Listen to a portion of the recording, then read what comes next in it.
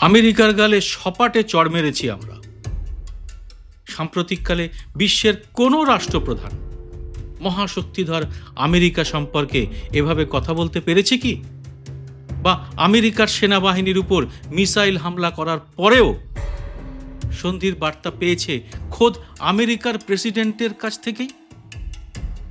এমনই অসম্ভব কাণ্ড ঘটিয়েছে ইরান। কি অস্ত্রে, কি কৌশলে, সেই অজানা এক ভয়ঙ্কর তথ্য আজ আপনাদের কাছে নিয়ে আসব। খবরটা বেরিয়েছে ইরানের সবচেয়ে বড় দৈনিক তেহরান টাইমসে।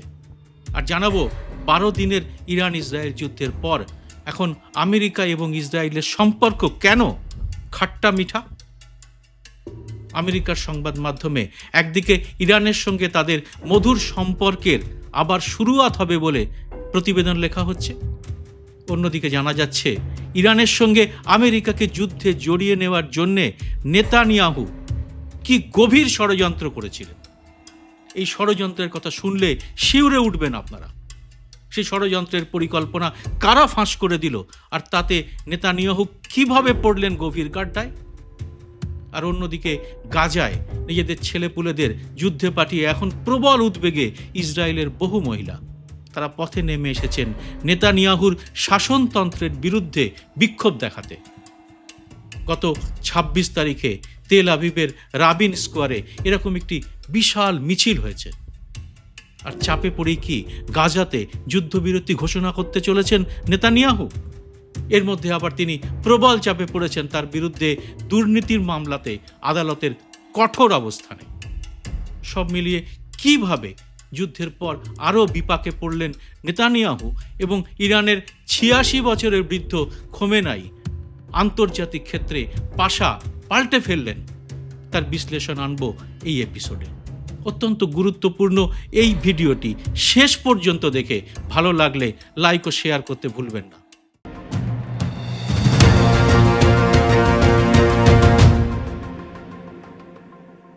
নমস্কার, সবাইকে স্বাগত। আমি সুব্রত বসু। নতুন খবরটি সত্যি অবাক করার মতো। ইরানের সর্বোচ্চ নেতা খামেনাই 2 সপ্তাহ অন্তরালে থাকার পর ইরানের টেলিভিশনে এসে যে বিবৃতি দিয়েছিলেন তা আমেরিকাকে সম্প্রতি কোনো দেশ দেওয়ার হিম্মত দেখিয়েছে বলে মনে পড়ছে না। তিনি বলেছেন, আমেরিকাকে আমরা সপাটে চড় মেরেছি। সবাই ভেবেছিলেন এতে ক্ষিপ্ত হয়ে উঠবেন আমাদের পাগলা জগাই ট্রাম্প, কিন্তু দেখা গেল সেই বাংলা প্রবাদটা বড়ই সত্যি, নিজের ভালো পাগলেও বোঝে। খোমেনাই যখন তার এই বিজয় ভাষণ দিচ্ছেন ততক্ষণে ট্রাম্প প্রশাসন কিন্তু মানসিকভাবে মোটামুটি স্থির করেই নিয়েছে আর যুদ্ধ নয়। কিন্তু সে তো মুখে বললেই হবে না, কাজেও আমেরিকাকে সেটা করে দেখাতে হবে। আর ট্রাম্পের ঘোর নিন্দুকেও এখন মোটামুটি স্বীকার করেন যে শুল্ক যুদ্ধই হোক বা বারুদের যুদ্ধ, ভুল হোক বা ঠিক হোক, যাই হোক, ডোনাল্ড ট্রাম্প কিন্তু সিদ্ধান্ত নিতে এতটুকু দেরি করেন না। মানে তিনি সিদ্ধান্ত নেন প্রায় ঝড়ের গতিতে। তাই কখনো এবেলার মত ওবেলায় পাল্টে যায়, আর কখনো ওবেলার মত পরের দিন সকালে। কিন্তু নিত্য নতুন সিদ্ধান্ত নেওয়া এবং তা আগ্রাসী মনোভাব নিয়ে জানানো, এটা ট্রাম্পের এখন রোজকার ব্যাপার। তাই ইরানের এই প্রবল আক্রমণাত্মক কথার পরে যা যা করা হলো তা ধাপে ধাপে বলছি। প্রথমে জানাই ট্রাম্পের নতুন ভাবনার কথা। আমেরিকার প্রথম সারির একটি সংবাদ মাধ্যম সম্প্রতি জানিয়েছে ইরানের উপর বিভিন্ন আর্থিক নিষেধাজ্ঞা তুলে নেওয়ার ব্যাপারে ভাবনা চিন্তা চলছে ট্রাম্প প্রশাসনের ভেতরে। বুঝতেই পারছেন এটা বিশ্বের, বিশেষ করে মধ্যপ্রাচ্যের ভূ রাজনৈতিক ক্ষেত্রে কত বড় সিদ্ধান্ত হতে চলেছে। ইরান তার পরমাণু অস্ত্রের কর্মসূচি জারি রেখেছে এরকম একটি কাল্পনিক অভিযোগে ইরানের উপর নানা রকম নিষেধাজ্ঞা মানে স্যাংশন চাপিয়ে রেখেছিল আমেরিকা দীর্ঘদিন ধরে। ইসরায়েলের এই অভিযোগের ভিত্তিতেই ইরান ইসরায়েল যুদ্ধ শুরু হয়েছিল। সে সময় আমেরিকার গোয়েন্দা বিভাগের প্রধান তুলসী গাবার্ড সরকারের তথ্য প্রকাশ করে জানিয়েছিলেন ইরানের উপর তোলা এই অভিযোগ সম্পূর্ণ ভুল এবং কাল্পনিক। যুদ্ধে জড়িয়ে খামেনাইয়ের ভাষায় সপাটে থাপ্পড় খাওয়ার পর এখন কি চৈতন্য জেগেছে ট্রাম্প প্রশাসনের?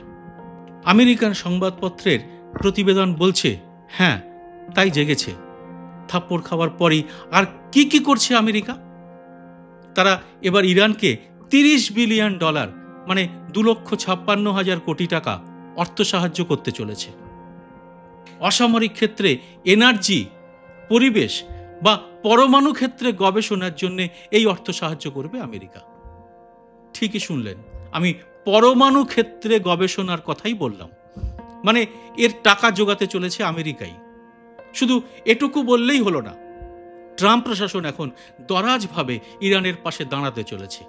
ওই সংবাদ মাধ্যমের খবর, দীর্ঘদিন নিষেধাজ্ঞার ফলে ইরানের যত আর্থিক ক্ষতি হয়েছে তার জন্য বিলিয়নস অফ ডলার, মানে কোটি কোটি টাকা দিয়ে এখন সাহায্যের জন্য এগিয়ে আসতে চলেছে আমেরিকা। প্রশ্ন উঠেছে, তাহলে কি এটাই যুদ্ধবিরতির শর্ত ছিল? 86 বছরের এক বৃদ্ধ যুদ্ধবিরতির ঘোষণাকে সপাটে প্রত্যাখ্যান করেছিলেন। তার শিরদাঁড়ার এই কাঠিন্যই কি তার দেশকে এখন এনে ফেলেছে এক ঐতিহাসিক বিজয়ের সামনে? এখানে অপ্রাসঙ্গিক হবে না ইরান ইসরায়েলের যুদ্ধের মাত্র কদিন আগে ভারত পাক যুদ্ধ নিয়ে যদি 2-4টি কথা বলি। মোটামুটি 1.5 ডজন বার ডোনাল্ড ট্রাম্প বলেছেন ভারত পাক যুদ্ধ তিনিই হুমকি দিয়ে থামিয়েছেন। অথচ মোদী সরকার দাবি করেছে যে ভারত যুদ্ধে সুবিধাজনক অবস্থায় ছিল। তাহলে প্রশ্ন, মোদী এই যুদ্ধ বন্ধ করলেন কেন? তার মন্ত্রী জয়শঙ্কর বলেছেন পাকিস্তান যুদ্ধবিরতি চেয়েছিল বলেই তারা সিজফায়ার করেছিলেন। আমরা যদি তার কথাতেই বিশ্বাস করি, তাহলে এই যুদ্ধ করে ভারতের কি লাভ হলো? যুদ্ধ বন্ধ করার শর্তে তিনি পাল্টা কিছু আদায় করতে পেরেছেন কি ডোনাল্ড ট্রাম্পের হুমকির মুখে না বলতে? সপাটে চড় মেরেছি বলার হিম্মত তো অনেক দূরের কথা। যাক, আমরা বরং আবার ফিরি ইরানের কথায়। ইরানে আমেরিকার এই বিপুল সাহায্যের কথার পরে নেতানিয়াহুর কিন্তু স্যান্ডউইচ অবস্থা। ঘরে বাইরে বড়সড় বিড়ম্বনার মধ্যে পড়ে গেছেন তিনি।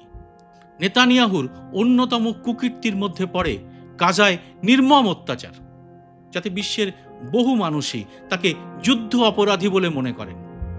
গাজায় হামলা এবং গণহত্যার অভিযোগে 2024 সালে আন্তর্জাতিক আদালতে তার বিরুদ্ধে গ্রেপ্তারি পরোয়ানা জারি হয়েছিল। সেই আইনি প্রক্রিয়া এখনো চলছে। একই সঙ্গে দেশের মধ্যেও ব্যাপক দুর্নীতি এবং অন্যান্য বেআইনি কার্যকলাপের জন্য তিনি এখন নিজের দেশের রাজনীতিতেই রীতিমতো কোণঠাসা অবস্থায়। ইসরায়েলের আদালত তাকে যে কোনো দিন দোষী সাব্যস্ত করতে পারে। গোদের উপর বিষ ফোঁড়ার মতো তার ঘাড়ে এসে পড়েছে আরও 2টি নতুন চাপ। একটি হলো গাজা নিয়ে তার এই অনড় অবস্থানের বিরুদ্ধে ইসরায়েলের রাস্তায় মহিলাদের নেমে পড়া। ইরানের সঙ্গে যুদ্ধবিরতির পর ইসরায়েলের রাস্তায় এখন নেমে পড়েছেন হাজার হাজার সাধারণ মানুষ এবং ইসরায়েলের সেনাবাহিনীর সদস্যদের মায়েরা। তারা চাইছেন অবিলম্বে গাজায় যুদ্ধবিরতি ঘোষণা করুন নেতানিয়াহু। গাজা থেকে ইসরায়েলের সেনা প্রত্যাহার করা হোক। গত বুধবার ইসরায়েলের প্রতিরক্ষা বাহিনীর এক বিবৃতিতে জানা গিয়েছিল গাজায় হামাসের আক্রমণে 7 জন ইসরায়েলি সেনা নিহত হয়েছেন। ইতিমধ্যে ইরানি হামলায় ইসরায়েলের ব্যাপক ক্ষয়ক্ষতি হয়েছে। দুনিয়ার অন্য দেশের সঙ্গে সঙ্গে ইসরায়েলের মানুষও এখন বুঝতে পারছেন তাদের সরকারের তথাকথিত আকাশ প্রতিরক্ষা মোটেই অপরাজেয় নয়। ইরান তাদের সে গর্ব ধুলোয় মিশিয়ে দিয়েছে। ইসরায়েলের সেনাবাহিনীর সদস্যদের মায়েরা তাই চাইছেন আর মৃত্যু যেন না হয়। গাজা থেকে তাদের সন্তানরা এখন ঘরে ফিরে আসুক। বুঝতে পারছেন গাজায় নিরীহ মানুষদের উপরে ইসরায়েলি সেনার অকথ্য অত্যাচার এখন তাদের নিজেদের বাড়ির উঠোনেও চলে আসতে পারে। ইসরায়েলের সংবাদপত্রে বলা হয়েছে তাদের সেনার এক মা এই মিছিলে বলেছেন, জাতীয় দায়িত্ব হিসেবে ছেলেদের সেনায় কাজ করতে পাঠিয়েছি আমরা, কিন্তু তার মানে এই নয় যে আমাদের সন্তানদের জীবন নিয়ে যা খুশি করার ব্ল্যাঙ্ক চেক আমরা সরকারের হাতে ধরিয়ে দিয়েছি।